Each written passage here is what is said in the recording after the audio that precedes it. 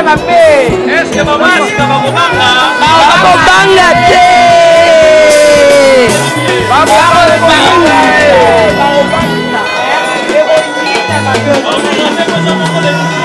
Les 18 mai na Sarcelles, les 18 de Makambu, ba Okam Sidato Zuya Biso, donc Okam de Paris, la carnet Mobimba, donc Tozanga te les 18 mai, Tozanga te pour la Maya Sika, Basi Kitoko, ba Chéri Kitoko, Biso ba Okam.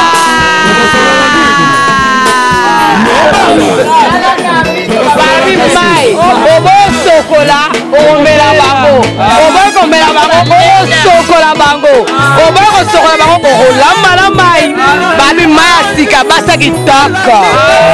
Yokaba mai, bami mai asika ne makambo. Le 18 mende makambo. Ekoina mapetala kaka basi ya kitoko. Oh gamme, oh masika. Il faut pas y appeler pour makambo eza danser. 18 mende makambo.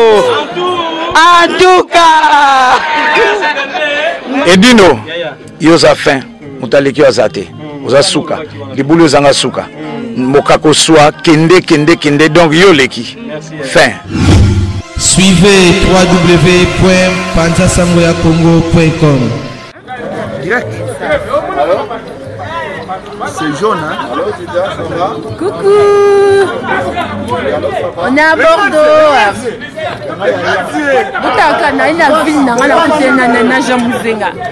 En direct, et toi d'amour, quand on a le bac, sexy longue jambe, il y a Bouizat et la presse. Donc, toute la force, toute la force de la formation. On voit qui tourne au Pénard, Bordeaux et sur la Mboga, on se contrôle. Donc, quand de gars, moi, tout, qui est,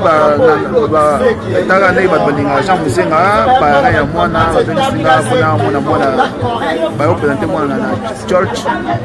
Donc, tant que parrain, il faut aller à Zala, pour un donc il faut vraiment moi. Ah, donc il y a qui a un baptême alors? On a baptême à moi. Baptême, mais présentation à moi. Présentation à moi, l'équipe bien. L'équipe très bien, très bien. C'est l'équipe bien, pas la Bordeaux. Donc, on va accueillir bien. Donc, Bordeaux, Pessima, Pisa, Valère. Donc, on a parrain. Ouais, parrain. Ah, Bosco Lobini. Ah, Lobini pour Bordeaux. Bordeaux, Manor Bassoula, Bassoula, Carré, Namoto, que je peux voir. Pédacota sur mon étoile. Étoile Bimi, Nakacha, les autres Bimi. Étoile d'amour. Tout ça, nous sommes à 0 km. On a Bordeaux sur les star bazali, star azangate, hein? Des gars, nakotika te que jamuzenga ko ya na territoire na quand même mazonga samona quand même. Voilà ma bé, on a vraiment ba le bieza kolo. Donc beba. Donc ba jaloux bossa no zuate ataka jamuzenga na étoile de love ya bonwa kala donc ya boizala te. Ezala te ko sala pété donc depuis presque banana tozo ya boite. Non. Section longue jambe. Non. Abdominaux.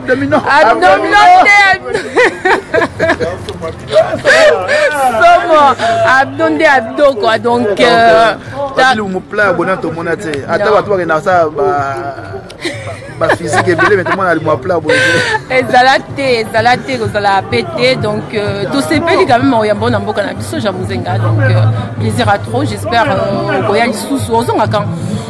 Ouais, na ozonga lobby déjà na ozonga c'est le ah donc on met na hôtel en kalo moka ya les retours alors moi je na mika pour la mona. Ah ok d'accord. Pour la mona après na oya skomba la ciment na mona terrain na mon terrain na peut pour la mona. Ah ouais. Après na oya de temps en temps ouais on passe moi un bon week-end. Ok Bibiane très là moni jamuzenga bogossa. Les gars tous ensemble. Bah bis ça part à Belgique hier. Bah bika sem ya ABC aspect beauté charisme discipline donc nyonso on est très important na kacha na kati ya idéologie. Somo trop. En tout cas, to sepeli bima oyamba yo na mboka na biso donc ça perd aussi babima te mi yo tambula mingi ja muzenga. Donc ce que pour l'axanine qui yo besoin l'équipe on a qui star oni. Non, et là, juste que Babi, un grand homme, c'est celui qui est au service des autres. Ah, d'accord. Donc, celui qui n'est pas au service des autres, ce n'est pas un grand homme. Ah, ok, d'accord. Un grand homme, soit au moins le ministre, dans le service à peuple. Ah, ouais. Soit au moins le pasteur, dans le service à pâté. Ah, ouais. Donc, Jean Mouzenga, c'est un grand homme dans le service à peuple. Ok, d'accord. Donc, un grand homme dans le service. Moïse a dans le service à peuple et Israël pour délivrer mon attaque Égypte. D'accord. Donc, on a comprendre que d'amour on a service tout le monde a un service donc un grand homme un grand homme madame Moutou a un service à peuple donc on sentit que va pour les gars yeyo abdominaux abdo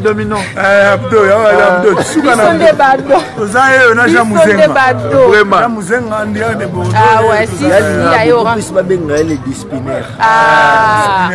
l'homme qui fait la discipline à tous les indisciplinés.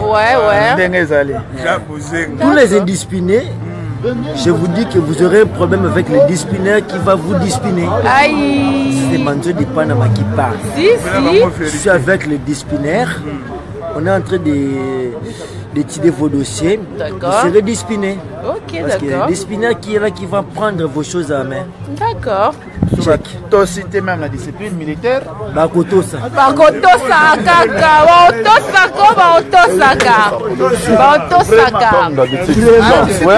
Maître, dis bonjour. Bonjour.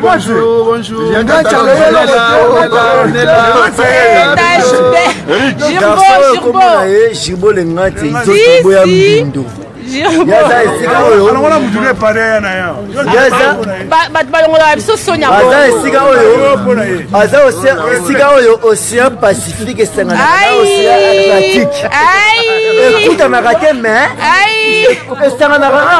et mélange à raté. Pourquoi? Parce que Océan Pacifique et Atlantique et moi, on a un bindo. D'autres boya mbindo. Aïe, ah, Christelle Pazali. On est avec Christelle, hein? Ah, ici, c'est un enfant à Bordeaux. Enfant à Bordeaux, Christelle. Eh oui, à la Suisse. La Suissesse. La Suissesse. Et elle est devenue bordelaienne. Elle est devenue bordelaise parce qu'elle veut goûter au bon vin de Bordeaux. Donc elle est séduite par les vins Bordeaux. La vie d'Alain Juppé. Le maire m'a tiré beaucoup. Ah ouais. Okay. Donc on est là ensemble, on est en train de savourer une soirée exceptionnelle par rapport à tous les Bordelaises et les Bordeaux. Les Bordelaises. Les Bordelaises. Okay. Pas les bordels. Sauf les bordels. Certainement pas. Donc nous sommes là. Merci à tout le monde, à Étoile d'Amour, à Eric, mon maman Senga, à toute sa famille. Christelle. Ma belle-sœur Christelle. C'est moi. Tout mignonne. C'est gentil. Tout coquette aussi. C'est gentil. Taille avantageuse. Toujours. Ah, comme d'hab, ouais. Comme la famille. Donc vous, vraiment, je sais pas quoi. Vraiment. Ça, c'est quoi ça, vraiment? Le sport. Oui. Sport intégré. Ah ouais, mais c'est bien sport. Vraiment. Mais je suis vraiment très ému, très ému. Bana nyonso ya toujours babi en direct il y a Étoile d'Amour. Babi système ga mikolo kala mingi to tokota idéologie sika idéologie vitesse idéologie à tout peut-être mission ndenge mususu. Babi ça peut changer c'est changement. Kayate parce que na moni mutu mo a posé une question mais question est Mati abi ata ki vidéo no moko a comprendre pourquoi défendre Maître Gims par rapport que Maître Gims ça va n'importe quoi na télé. Donc invité pourquoi poser une question. Abi mon vidéo na moko au défendre Maître Gims par rapport on ba casser ba disque naie ba CD. La défendre Maître Gims c'est par rapport Maître Gims c'est une étoile qui est en train de briller dans notre communauté photo tout bois que les baloges naie tout accepter tout la jaloux par rapport à ba jalousie mal placé. Mais le problème que ça question que ça va jaloux parce que Maître Gims a l'équipe na télé na chaîne nationale à Kosi Gaza ambassadeur pendant qu'il a même pas bien Congo. Et en plus, ça a concerne Congo à foot ça va tout très cher. Donc ça fait que population congolaise ou la diaspora basée en Europe c'est bien un comportement maître Gimsté. Et après, attire même pas Mboka en valeur, attire même pas Languina en valeur par rapport à son petit frère. Donc il y a ngona qui bat babi boyeke ba lingité, ouais ba lingité que à cause sabatuke as ambassadeur. Donc il y a non comportement ni au côté. Mais qu'est-ce que ça veut dire? Donc qu'est-ce que ça veut dire ambassadeur? Qu'est-ce que ça veut dire ambassadeur? Ambassadeur, c'est déjà quelqu'un qui a même ma action, on a quelque chose, pas forcément. Quelque chose. Ambassadeur, a porté parole, mon repos n'a non. Mais même toi, tu es l'ambassadrice de ton pays. Oui, parce que je parle beaucoup de mon pays, mais au-delà, Maître Gims c'est un Congolais. Mais oui, c'est un Congolais, oui. Mais c'est quelqu'un qui n'est même pas fier d'être Congolais. Bien sûr, pourquoi pas? Non, il n'est pas fier parce qu'il ne parle pas. Déjà, il ne parle pas du Congo. Donc, attends, Congo en valeur. Alors, le Congo par rapport à quoi? Mais non, alors mais voilà, ça fière aux la Congolais, des trucs comme ça là et tout, mais chose qui est à l'Obangote. Et en plus, ça préféré à construire plus dans Maroc que dans Congo. Donc, les gens, par rapport à l'environnement, comment la chose est fiabilité, sur tous les plans sécuritaires, sur tous les plans économiques, parce que fiabilité est athée. Ok, d'accord. Donc, deuxième point, Zanine. Oui. Jusque-là, a changé de nationalité. Elle a toujours congolais. Malgré que je suis français, parce que ma refusé qu'on paie sa nationalité, l'école polygamie, parce qu'elle a marié avec 2 femmes. La polygamie, oui, c'est nationalité parce que même si c'est divorcer d'abord la première femme, après, si ma la dossier na nationalité. Si, vas-y, oui. Une intervention, je comprends pourquoi on défendre. On défendre pas parce que après la qui peut interview, il y a communauté noire français ou des Français, communauté noire qui vit en France. Bah ça qui intervient après Kosolana mettre Gims qui pour pas faire passer message n'a pas mettre Gims pour pas le candidat il y a kuta naie pour pas solo la naie bah solo la naie même mettre Gims ça comprenait bango et dans ango likamuka que mettre Gims ça peut un peu raison na bon mettre Gims ça la musique engagée il y a ça la musique business musique sociale amour et tout donc mais mettre Gims ambassadeur à Congo par rapport que ambassadeur il y a Congo par rapport musicalement. Mais musicalement, même pas na Lingala. Maître Gims il chante même pas en Lingala. Comment il va présenter le Congo? Déjà il chante même pas en Lingala et s'exprime même pas en Lingala. Lingala quand même. Mais non, il y a rien qui prouve. Mais il y a rien qui prouve. Pourquoi Snap les alliés? Ah bon? Alors balinga na Snap na Snap alors balinga na Snap na mais quoi musique à sa musique ouverte à sa musique communautaire à sa musique ouverte en fait autre rôle balbati musique internationale parce que musique union so a déjà na langue n'importe quelle langue soit comme exportée comme internationale donc il y a sa musique ouverte quoi musique n'est ouverte et c'est un bon pour communauté européenne au bas soutenir au bas somba bas céder naie bas connaître que somba bas céder naie donc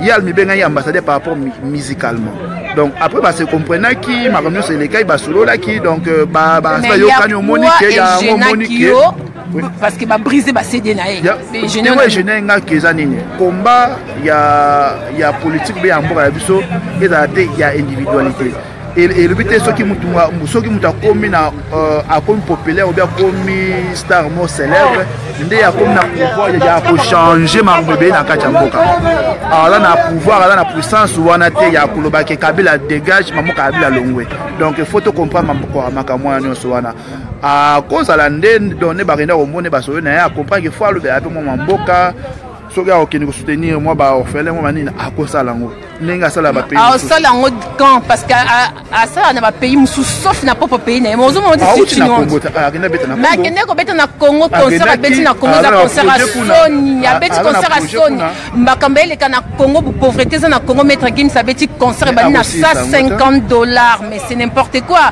pourquoi ça qui concerté à 1 euro Mais le concert, il aurait eu bien un concert trop populaire. Il a mis dans le stade. Ben oui, il a fait la population congolaise plaisir. Mais il y a un problème, il y a un stade, mais il y a un porte-parole à Maître Gims en fait. Donc, Maître Gims dans le stade, par rapport à la publicité, à Bralima, à la Skol et tout, il y a il y a Boyaki. Parce qu'ils sont qui a très bien en publicité il a par rapport à la publicité donc à cause de la publicité tant que balai c'est bon côté donc comme et comme on a image comme on a niveau mobile comme on belé au côté matin na simelo mo boy so image l'équipe pour sa publicité donc c'est par rapport à ça mais et dans les cas que badba comprendre nga na défendre Maître Gims pour na amour ndeto soutenir moi na mboka so ma ya mboka to ba na pe au pesa message za te ya ko boycotter donc aza na ba diversaire ya bikolo mususu ya ba français ba ngomoko ya ba sénégalais ya ba malien ko ba ku sa pe biso ba nigérien aza un ambassadeur pour défendre la musique congolaise ou image ya Congo drapeau Congo valablement yongo to ma lelo yo ba Naza ba K-Black ba Maître Gims wana baza communauté congolaise il faut soutenir bana mboka o bazo pesa biso fier na kacha mboka o tozali o molega o mo latinette ah Maître Gims ah nini Naza et tout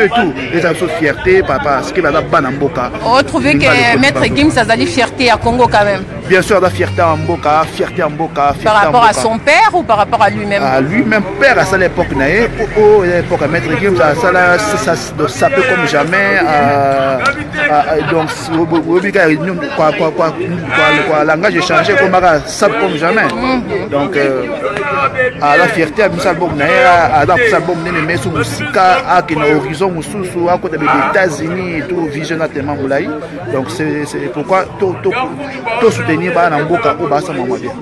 ben merci beaucoup Jean Mouzeng. C'est encore un briefing, donc prochainement tu écoutes ça émission ya bien tu le makambo nyonso tala kaka Jean Mouzeng atokutene na cadre qui ya qui parent.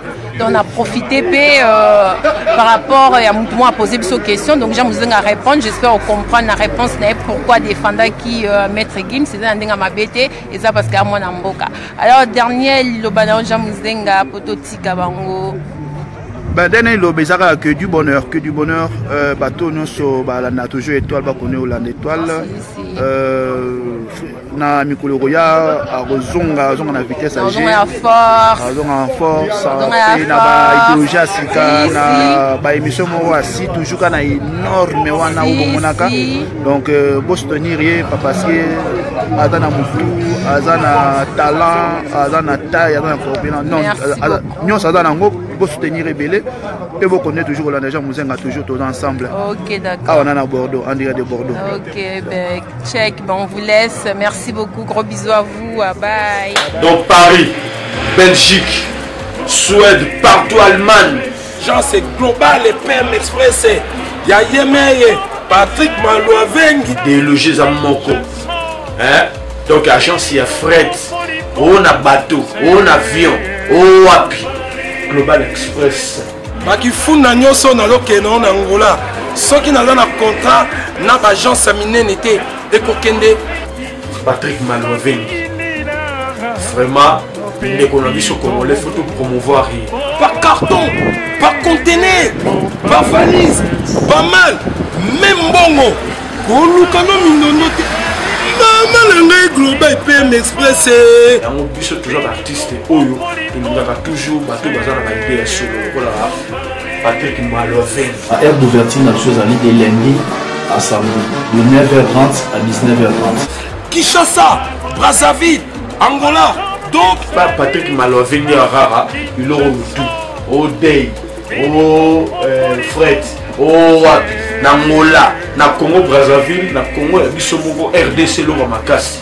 Oh nyonso, alingi, atina biloko, koluka mundondo te. Tokutani awa na Global Express, Patrick Malouaveng. Fret aérien, maritime, téléphone, et d'une image au Kozwa. Yeza kaka, au Pesi, au récupérer la Kinshasa, Patrick Malouaveng. Global Express, bonne adresse, il n'y a pas de Mindondo. 25 rue Léon 75 18 Paris, métro Château Rouge.